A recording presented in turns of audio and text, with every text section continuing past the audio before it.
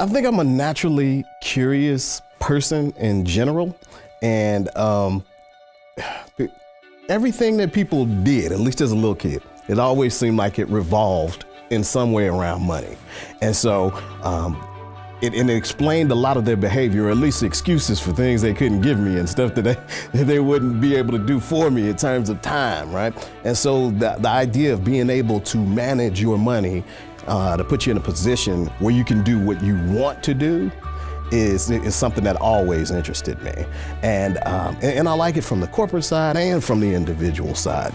I had a professor at Morehouse College. His name's John Handy. He's an economics professor.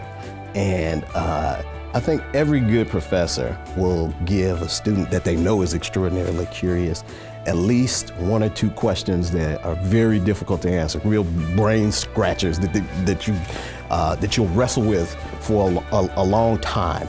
And so he pointed me to this book called Black Wealth, White Wealth. Melvin Oliver and Thomas Shapiro wrote this. He said, well, I want you to talk about ways that we could actually work to fix this. And, you know, I read the book. I looked at some of the research that was out there on wealth at the time. And I just remember feeling like, man, this is a lot. I mean, when I graduated, I worked in banking. That was a way that I thought to get out there and directly make impact. And what I found in the corporate environment, at least the corporate banking environment, you do make impact, but that impact is usually felt by the large company that you work for and the other large companies that are their clients. And so it's not as personal as at least as what really gives me passion. I'm really into people. I talk to my students about people being more important than things. And that's not to say that you can't work in the corporate world and keep that motto, but for me, it just drove me to really look at other opportunities to like study people and really get at what makes them tick. The same type of questions that I had as a little kid, those questions weren't there or being answered for me in the corporate environment that I was working in. So I switched within the same company. I moved into a position as a financial planner in a bank branch. And so this was in the south suburbs of Chicago, and it wasn't very far from where I grew up. And so I saw some of my friends from high school. I had clients that were people who my parents knew because, it was a smallish area, right? And so I got to really, I think, experience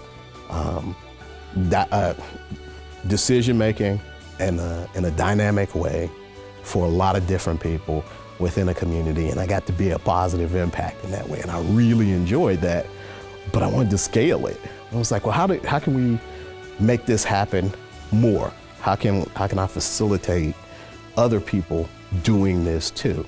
And I was always one of those people curious about the types of products, so the mutual funds, the insurance products, the stock options and things. I always had a lot of interest in that. And a lot of the advisors, some of whom had been advising for years, would call me to ask certain questions about the products just because I studied them so intently, and I would always talk to the wholesalers, who are the people who represent the companies. A lot of people would avoid these people, but I would talk to them and find out, okay, what's the best way to use this, what's the least expensive way to use this? What's the way that's going to be most impactful to use these different types of products? And then I was thinking, man, I wonder if is there a university where I could study and like get a PhD in understanding this type of thing? And I did an internet search and I found the PhD program at Texas Tech.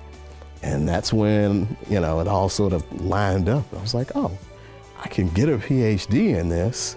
I can study how to help people make these decisions. I can help make more financial planners, and I did it, at least the way that I did my education at Texas Tech. I was able to do it where I combined both the corporate and personal financial planning components so that I could teach in business in a business school environment. That was important to me because I wanted to be able to reach young students who had curiosity similar to mine, and it's worked out well. I mean, it's worked out well, and I'm excited to be here at University of North Texas, Dallas, doing the same thing.